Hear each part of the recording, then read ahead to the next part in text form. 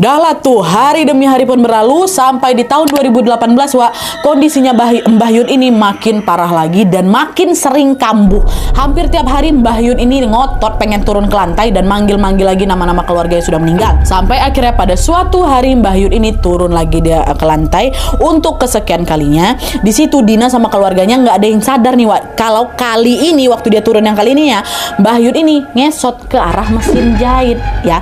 Nah lalu nggak lama kemudian terdengar Mbah Yun ini teriak gitu. Entah kayak gimana detail kejadiannya, Wak ya. Tapi yang jelas waktu Dina sama keluarganya ngecek kondisinya Mbah Yun, di situ mereka ngelihat kepala Mbah Yun itu udah bocor, ada berdarah-darah, darahnya keluar banyak kali, darahnya netes deras sekali. Sampai Mas Budi harus nutup kepala Mbah Yun pakai kain tuh, Wak, biar darah itu berhenti, banyak darahnya dia. Nah di situ mereka pun langsung lah manggil tetangga untuk membantu Mbah Yun ini bawa ke rumah sakit. Nah pas berangkat ke rumah sakit, kondisinya Mbah Yun ini udah betul-betul lemas sekali, Wak. Bahkan nanti kami yang ada di situ udah mikir ini Mbah Yun gak bakal selamat nih, pasti meninggal bentar lagi gitu. Tapi untungnya sesampainya di rumah sakit, pendarahan yang ngucur banyak kali itu Nadia tiba-tiba berhenti. Cuman meskipun kondisinya masih lemas, Mbah Yun hari itu berhasil diobati dan diperbolehkan pulang. Baliklah kami. Nah sesampainya di rumah, ibu bilang, Mbah istirahat di sini ya, jangan kemana-mana dulu biar Mbah cepat sehat. Tapi bukannya nurut sama saran ibu, Wak. Lagi-lagi Mbah Yun ini masih bersikeras buat turun dari kasur. Aku nggak mau tidur di kasur, aku mau di lantai aja. Aku udah ditunggu, katanya. Hah? Ditunggu siapa, Mbah?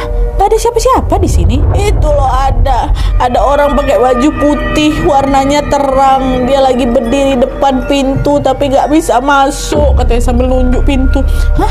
Siapa, Mbah? Nggak ada kok, nggak ada siapa-siapa. Ada, itu loh rame.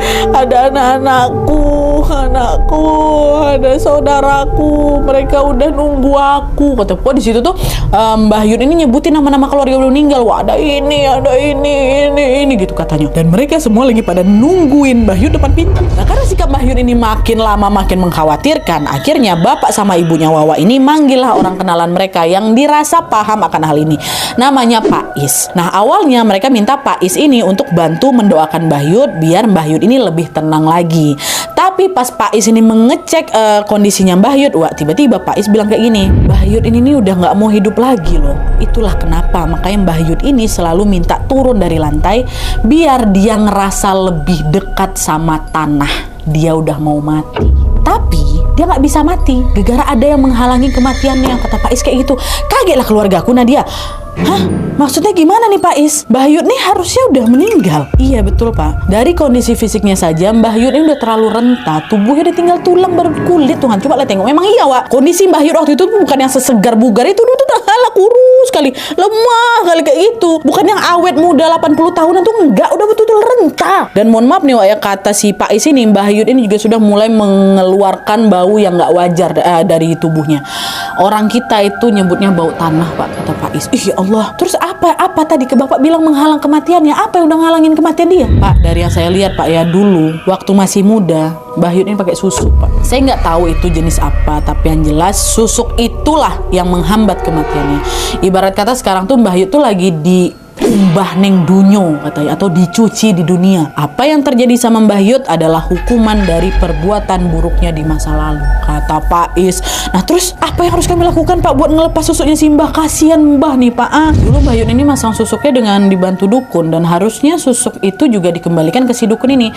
Tapi dukunnya udah mati Pak, udah meninggal, udah lama lagi meninggal ya, kata Pak Is. Ih ya Allah Pak, apa nggak ada cara lain yang bisa kita lakukan buat nolong Mbah Yun? Pak Is dia bentar kan Pak. Gimana ya?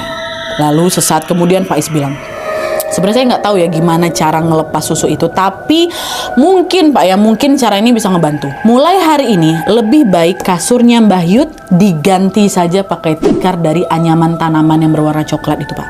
Dengan begitu Mbah Yun ini bisa ngerasa lebih dekat lagi sama tanah karena warnanya sama-sama coklat. Coba ganti itu dulu. Terus jangan lupa juga untuk ruqyah mandiri Pak.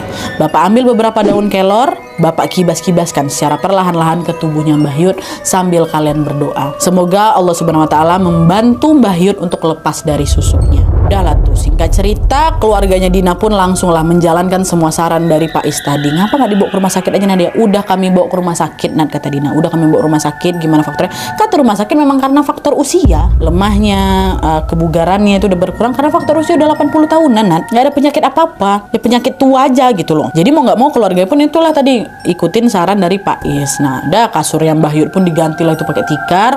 Mereka juga ruqyah mandiri dan mereka juga rutin mengibas-ngibaskan tubuhnya Mbah Yud ini pakai daun kelor ya.